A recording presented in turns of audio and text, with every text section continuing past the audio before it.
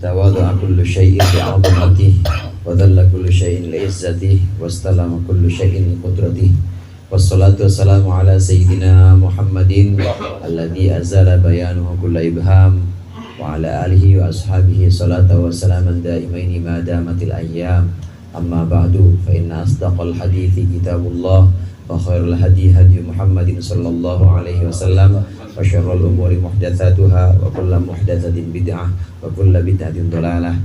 Para ustaz, para hujjaj dan sesepuh segenap jamaah Majelis Ta'lim Hifdzul Amal, dan tentunya yang kita sama-sama cintai dan muliakan, orang tua kita Abi Haji Nasruddin. Hadirin sekalian yang berbahagia dan dirahmati oleh Allah, alhamdulillah malam hari ini kita berkumpul kembali melanjutkan pengajian rutin kita. Mudah-mudahan yang tadi sudah dibacakan dan yang akan kita baca menjadi sesuatu yang bermanfaat dunia akhirat. Amin ya rabbal alamin. Lanjutkan pembahasan tafsir Marah Labid surah Al-Baqarah ayat 224, di mana sebelum pembahasan 223, di ayat 223 ini Allah mengabarkan kepada kita tentang bagaimana perlakuan seorang, bagaimana hak seorang suami terhadap istrinya, di mana istri diumpamakan sebagai ladangnya. Nah, ini ada kaitannya dengan pembahasan keluarga, ada kaitannya dengan pembahasan antar suami, istri, dan juga kerabat lainnya seperti ipar dan lain sebagainya. Karenanya di sini nanti ada sebuah asbabun nuzul, sababun nuzul ayat, di mana hubungan antara seseorang sahabat Nabi namanya Abdullah bin Rawahah dengan iparnya, dengan adik dengan suami dari adiknya, adik perempuannya. Ini ayat tentang sumpah yang dalam bahasa Arab disebut yamin. Yamin jadi aiman jamaknya. Nah, ada di ayat 224, Bismillahirrahmanirrahim. Qala Allahu ta'ala wa huwa asdaqul qailin wa la taj'alullaha 'urdatan li aymanikum an tabarru wa tattaqu wa tuslihu bainan nas. Wa la taj'alu, dan janganlah kalian menjadikan Allah akan nama Allah urdatan sebagai penghalang li aymanikum untuk sumpah-sumpah kalian. Li aymanikum karena sumpah-sumpah kalian. Antabarru penghalang untuk melakukan kebaikan, wa tattaqu dan melakukan ketakwaan atau bertakwa, wa tuslihu bainan nasi dan berbuat damai atau berdamai bainan nasi, mendamaikan bainan nasi antara manusia. Ay wala taj'alu dzikrallahi, maksudnya janganlah engkau jadikan menyebut nama Allah mani'an sebagai penghalang bisababi aimanikum, lantaran sebab sumpah kalian, menghalangi untuk min antabarru wa tattaqu, untuk melakukan kebaikan, wa tattaqu dan melakukan ketakwaan, wa tuslihu bainan nasi dan melakukan perdamaian bainan nasi antara manusia. Ayat ini melarang kita menyebut-nyebut nama Allah untuk bemper, jadi menjadikan Allah sebagai satu nama berlindung di balik nama Allah. Nggak boleh berlindung di balik nama Allah. Namun khususnya di sini bersumpah dengan nama Allah wallahi, tapi tujuannya bukan benar-benar untuk melakukan kebaikan, tapi justru untuk meninggalkan kebaikan. Memang ada dua kaul, ini salah satu kaul atau salah satu pendapat tafsir yang dipegang oleh Syekh Nawawi Banten. Tidak boleh kita bersumpah dengan nama Allah untuk meninggalkan kebaikan, nggak boleh. Ini satu kaul. Nah, satu kaul lagi mengatakan ini maksud ayat ini nggak boleh kita sering-sering menyebut nama Allah untuk melakukan kebaikan. Jadi bandingannya yang pertama nggak boleh kita sering-sering menyebut nama Allah untuk melakukan kebaikan. Demi Allah saya mah bakal ngaji mulu, demi Allah saya mah hifzul nggak bakal pernah saya absen, nggak boleh. Ini kaul pertama. Nah, kaul yang kedua ini yang dipegang oleh Syekh Nawawi Banten, tidak boleh kita menyebut nama Allah, bersumpah dengan nama Allah untuk meninggalkan sesuatu yang sebenarnya baik.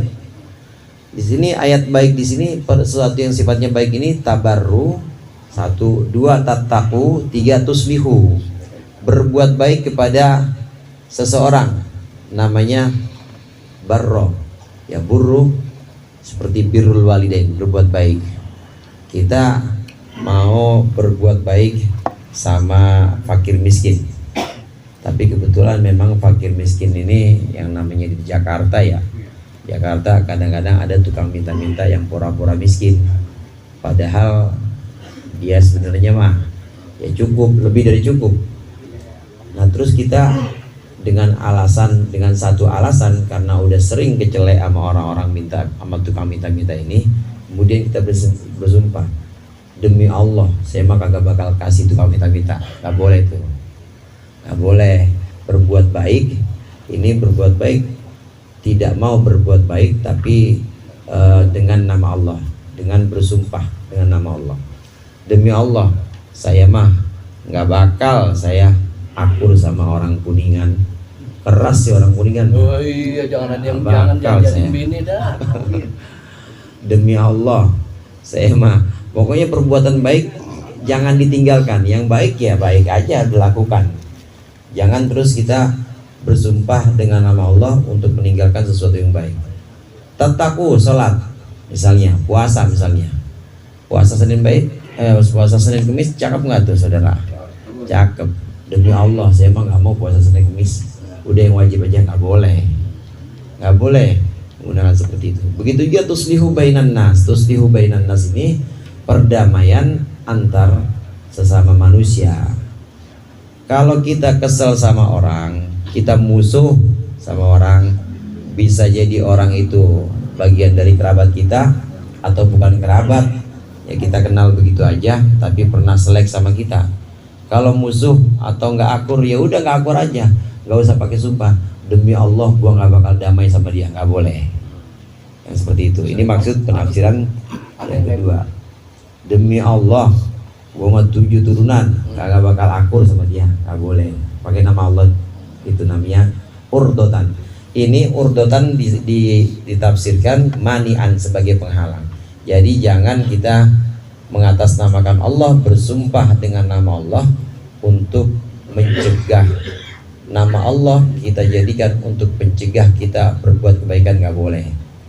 Alasannya, kenapa bang nggak mau akur sama dia? Padahal sih udah, kalau dinasehatin mah udah mau diakur. Tapi saya udah terlanjur sumpah, enggak saya nggak mau akur sama dia. Kenapa bang nggak mau kasih tukang minta-minta? Udah kadung sumpah saya demi Allah pakai nama Allah, saya nggak bakal kasih tukang minta-minta. Kalau saya mau ngasih-ngasih kagak mah kagak. Emang kenapa bang? Udah demi Allah saya udah kadung demi Allah, nggak boleh. Terus puasa, kalau nggak puasa ya sholat duha. Sholat duha itu satu kaul ada yang mengatakan, ini disebutkan dalam kitab yang kita kenal semua, kitab Irsyadul Ibad, itu ada satu pendapat yang mengatakan hadis sholat duha itu doif. Hadis sholat duha doif. Nah dia ngomong, oh ya meskipun namanya hadis meskipun doif itu masih boleh tetap diamalkan. Yang nggak boleh itu kalau maudhu itu karangan, bukan dari Rasulullah, kemudian disebutkan sebagai dari Rasulullah, nggak boleh. Ini doif masih boleh diamalkan. Sholat duha kan cakep. Ya termasuk perbuatan takwa. Sumpah demi Allah saya emang gak bakal sholat duha, gak boleh. Itu yang seperti itu namanya menjadikan nama Allah sebagai sumpah untuk meninggalkan kebaikan, gak boleh. Begitu juga yang pendapat pertama tadi, menjadikan nama Allah sering-sering untuk melakukan kebaikan juga gak boleh. Pengen baik mah baik aja udah, kalau mau janji sama diri sendiri. Janji sama diri sendiri, insya Allah saya pengen istiqomah ngaji, insya Allah saya pengen istiqomah Jumat berkah, insya Allah saya pengen sholat shaf pertama jamaah terus, insya Allah. Gak usah pakai demi Allah, gak boleh. Ini larangan saudara, larangan. Jadi tidak boleh. Hadirin jamaah rahimakumullah, perkara-perkara yang sifatnya wajib harus kita lakukan. Kemudian ada orang dia bersumpah untuk tidak melakukan itu, maka itu haram. Sumpahnya itu haram. Sholat subuh kan wajib saudara ya? wajib, tapi dia pakai sumpah untuk meninggalkan sholat subuh. Demi Allah, saya mah gak bakal sholat subuh. Maka sumpahnya haram dan sumpahnya wajib diingkari. Sumpahnya wajib dibatalkan. Wajib. Jadi kalau dia bersumpah dengan nama Allah untuk meninggalkan yang wajib, maka sumpahnya haram. Kemudian mengurai atau membatalkan sumpah itu hukumnya wajib. Wajib dibatalkan sumpah itu. Jadi caranya bagaimana? Puasa, ya udah terkadung pakai nama Allah, tetap pakai puasa. Puasanya 3 hari. Sumpah pakai wallahi itu kalau harus kita batalkan sumpah kita, sumpah itu kita ingkari, maka harus bayar 3 hari. Meskipun ya, itu modelnya kayak yang pertama tadi. Gimana Ustaz? Iya, kafarohnya 3 hari. Meskipun itu seperti contoh yang pertama, yaitu sumpah untuk meninggalkan yang wajib. Demi Allah saya mah gak bakal sholat ini asar misalnya kayak begitu. Itu sumpahnya haram, maka wajib dibatalkan. Nah saat dia membatalkan sumpah tetap wajib puasa 3 hari. Gak salah sendiri, sumpahnya begitu. Jadi kalau perkara yang ingin ditinggalkan adalah perkara yang wajib, maka sumpahnya wajib dibatalkan. Nah kalau perkara yang ingin ditinggalkan, perkara baik kok ditinggalkan, ini perkara yang sunnah, maka sunnah dibatalkan itu. Sunnah dibatalkan sumpahnya. Perkara sunnah misalnya silaturahim, kan sunnah silaturahim. Silaturahim itu dianjurkan. Kemudian berdamai antara sesama, berdamai antar tetangga, walaupun ya kadangkala memang dalam pergaulan itu ada permusuhan. Sunnah kita berdamai, damai. Nah kalau ada orang bersumpah demi Allah saya mah gak bakal akur sama dia, maka sunnah dibatalkan itu. Sunnah sumpahnya itu dibatalkan. Nah cara membatalkannya ya udah akur, habis itu dia wajib puasa karena udah pakai demi Allah, tetap wajib pakai puasa. Begitu juga yang halnya itu mubah atau yang halnya haram, ya yang halnya haram demi Allah saya nggak bakal judi, ternyata judi lagi. Ya, dia udah pakai nama Allah, puasa juga, apalagi yang halnya haram. Ini macam-macam hukum dari mengurai atau membatalkan sumpah. Ada yang wajib, ada yang membatalkan sumpah hukumnya sunnah, ada yang membatalkan sumpah itu hukumnya mubah. Kemudian sababun nuzul ayat ini, sebab turunnya ayat ini, qala Ibnu Abbasin, berkata Ibnu Abbas, sahabat Ibnu Abbas, irji'u ila ma huwa khairun lakum wa kaffiru yaminakum. Irji'u, kembalilah engkau, ila ma huwa khairun lakum, kepada perkara yang justru itu lebih baik untuk kalian. Wa kaffiru yaminakum, wa kaffiru, dan kafarahlah, bayarlah kafarah kalian semua, yaminakum, akan sumpah kalian semuanya. Nazalat hadil ayatu, turun ini ayat fi sya'ni Abdullah bin Rawahah, dalam perkara Abdullah bin Rawahah. Fa innahu, karena sungguhnya Abdullah bin Rawahah, halafa billahi, dia bersumpah dengan nama Allah, alla yuhsina ila ukhtihi wa khotanihi, dia tidak akan berlaku baik, tidak akan akur kepada saudara perempuannya, wa khotanihi, dan kepada iparnya, yaitu zauji ukhtihi, suami dari saudara perempuannya, Bashir bin Nu'man, yaitu Bashir bin An-Nu'man. Wala yukallimahuma, dia bersumpah tidak akan ngobrol dengan kedua orang itu. Wala yusliha bainahuma, dan tidak akan berdamai dengan kedua orang itu. Fakana idza qila lahu fis sulhi, maka perkaranya ketika dinasihati kepadanya fis sulhi, untuk damai, yaqulu, berkata Ibnu Rawahah, qad halaftu billahi, aku udah kadung sumpah billahi, dengan nama Allah, alla af'ala, bahwasannya aku enggak akan melakukan itu. Fala yahilluli, maka tidak halal, tidak boleh untukku, alla aburra fi yamini, untuk terus alla aburra, untuk tidak menepati atau untuk tidak menjaga fi yamini, sumpahku. Ini sababun nuzulnya. Ada seorang sahabat Nabi namanya Abdullah bin Rawahah, gak akur dia sama adiknya, adik perempuan. adik perempuannya ini punya suami, ya kan, iparnya ya, iparnya namanya Bashir bin Nu'man. Jadi Bashir bin Nu'man kemudian saudara perempuan dari Abdullah bin Rawahah ini dimusuhin sama Abdullah bin Rawahah. Jadi ipar sama adiknya sendiri dimusuhin. Sampai sumpah Abdullah bin Rawahah, ini sumpah demi Allah saya nggak bakal ajak ngomong ini dua orang, adik saya sama ipar saya. Demi Allah saya nggak bakal berbuat baik kepada dia. Saya demi Allah tidak akan mau damai sama dua orang itu, sama adik saya sama ipar saya. Terus batin dah kan dibilang gitu. Demi Allah pakai nama Allah ini. Nasihatin sama orang-orang, jangan gitu, udah jangan dah, damai yang akur aja, namanya saudara, ya namanya orang punya salah, maafin aja, udah akur aja. Bukan begitu, saya udah ada kadung sumpah demi Allah.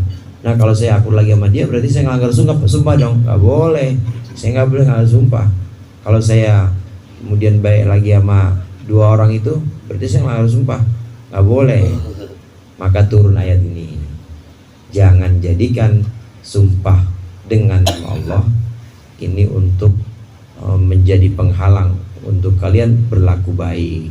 Tetap berlaku baik, kata Ibnu Abbas, tetap kembalilah kalian melakukan yang kebaikan-kebaikan, yang sunnah ya sunnah tetap kalian lakukan. Tapi jangan lupa karena udah terlanjur pakai nama Allah, maka bayar kafarohnya, bayar sumpahnya, udah terlanjur. Saya pakai wallahi. Wallahi itu namanya sumpah dengan nama Allah. Biasanya memang pakai wau, pakai lafaz Allah, wallahi. Tapi memang harus sebutkan pakai kasroh, jar jadi majrur, wau qasam wallahi. Kalau di Mekah tukang-tukang dagang memang nggak pakai jar. Ya dia emang pengen ini orang dia pengen ngelakuin dagangnya doang biar laku. Wallah Indonesia wallah doang, bukan Allahi, itu bukan sumpah. Jadi kalau Allah artinya itu bisa dan Allah, atau bisa juga ya Allah. Huruf nida itu ada yang ya, ada yang a, ada yang wa. Tapi wa biasanya buat ini, buat mengaduh. Wa gitu misalnya.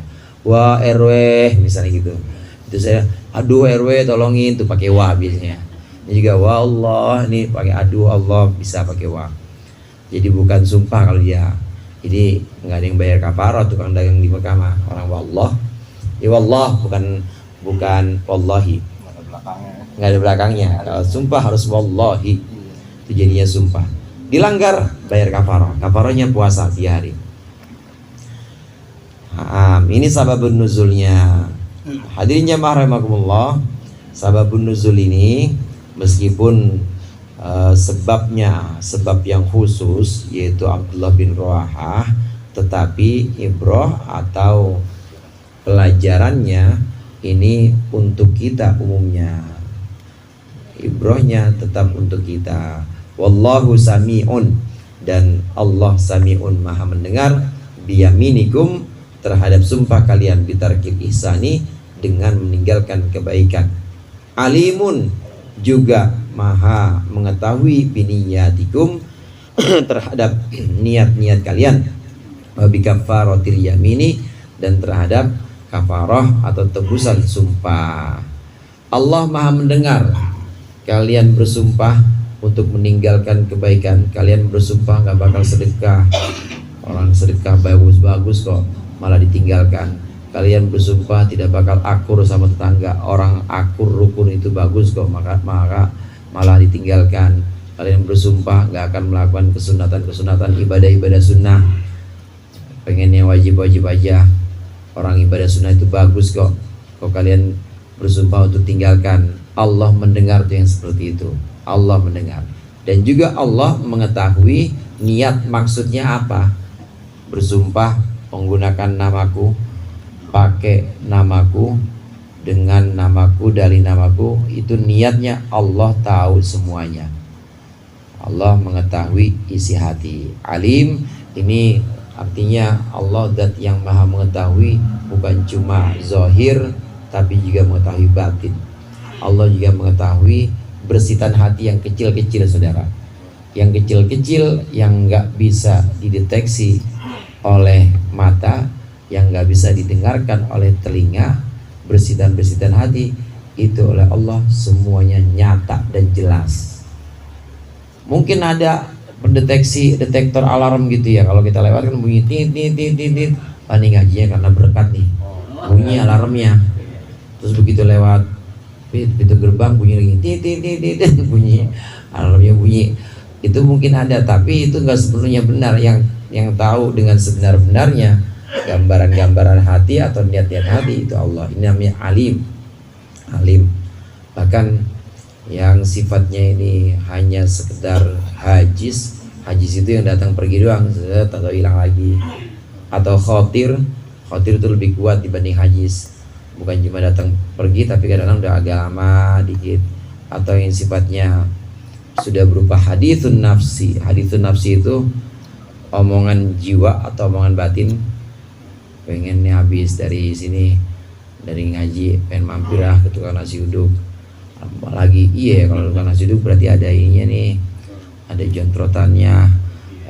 Iya ya, terus makin banyak namanya hadis nafsi, dari yang sangat halus sampai yang udah tegas banget. Itu Allah alim, Allah mengetahui itu semuanya.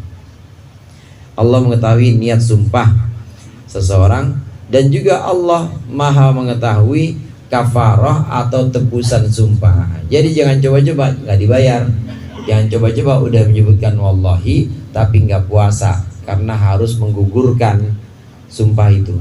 Sumpahnya harus dibatalkan, wajib. Kalau dia sumpah untuk meninggalkan yang wajib, sumpahnya sunnah dibatalkan kalau dia bersumpah meninggalkan yang sunnah. Nah, kalau dibatalkan berarti wajib kafarah. Dan Allah maha mengetahui orang yang udah bayar kafarah apa belum, pakai nama Allah wallahi tapi belum bayar kafarah, Allah mengetahui juga semuanya. Allah mengetahui yang kecil-kecil, yang halus-halus, maupun Allah mengetahui yang besar-besar juga. La yu'akhidhukumullahu billagwi fi aimanikum wallahu a'lam bishawab.